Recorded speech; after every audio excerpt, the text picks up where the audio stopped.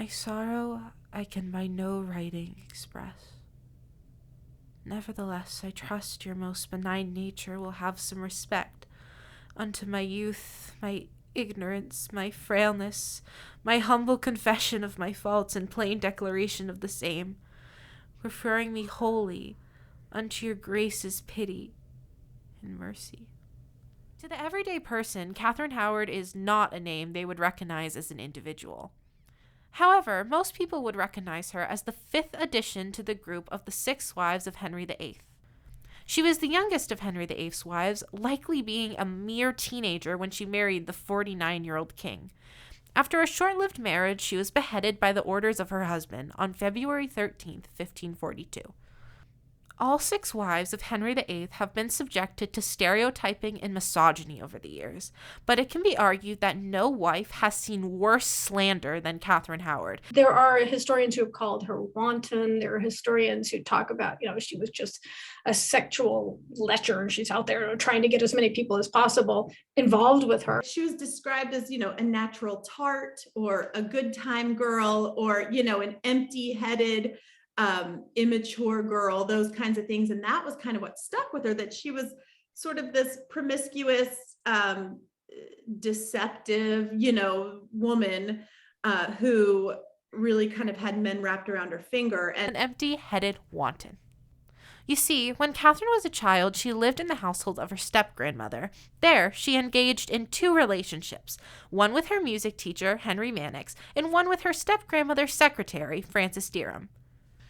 Catherine said in her own confession that she was sexually assaulted, writing, "First, at the flattering and fair persuasions of Mannix, being but a young girl, I suffered him a sundry times to handle and touch the secret parts of my body, which neither became me with honesty to permit, nor him to require."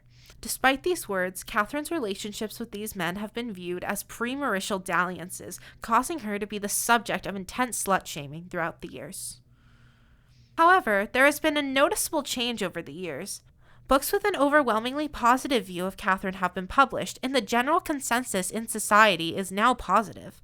In order to investigate this change, I sat down with many great teachers and professors to see what they think. It seemed very contrite and sincere that she realizes that she did something wrong, but it doesn't sound like some of it was in her control, especially from Mr. Mannix. These kids were abused. They're still abused today, unfortunately. It's just because he was an older male, it's still like, was that really a consensual relationship? Was it really a power thing on his part? To not think she would have said what she said here in the way that she said it had there not been an assault. People tend to believe her words in her confession, corroborating her story of sexual abuse. But why has this change happened? Simply put, the Me Too movement. The Me Too movement was started in 2006. However, the movement gained mainstream popularity in 2017, and from there, the movement has blown up, with countless survivors, including both celebrities and normal people, sharing their stories. The Me Too movement was a cultural reset, and it changed the landscape for how sexual assault was to be viewed by society. For centuries, historians accused Catherine of lying about sexual assault to gain sympathy and prevent her execution. But once the Me Too movement exploded, people in society became more likely to believe the victim and would no longer tolerate the defamation of Catherine Howard. After the Me Too movement exploded, a new musical gained popularity. It was called Six the Musical, and it told the stories of the 6 wives of Henry VIII. In the musical, Catherine Howard is portrayed in a very positive light. Her song All You Wanna Do chronicles her abusive relationships and the way that she was continuously used for her body throughout her life.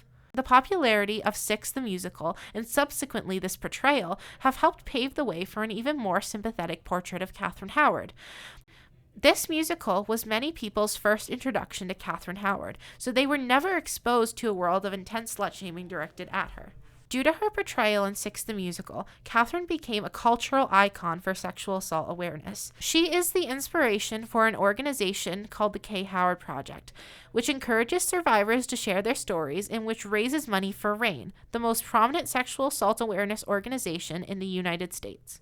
Catherine has become a prominent face in the anti-sexual violence movement, which is a far cry from the empty-headed wanton she was once made out to be. Now it is much more common to see her painted in a positive light and for people to believe her claim that she was sexually assaulted. The story of Catherine Howard is a tragedy, consisting of the horrific abuse of a child and a life taken too quickly. When comparing Catherine Howard's story to the modern Me Too movement, it is evident that this issue is still prevalent today. It was not a different time back then. We are still living in a world where a sexual assault occurs every 68 seconds. But if we are able to listen to the countless modern-day victims of sexual assault and educate ourselves on the issue, then maybe we can work toward a world where sexual assault is never tolerated, and where stories like Catherine Howard's are truly a thing of the past.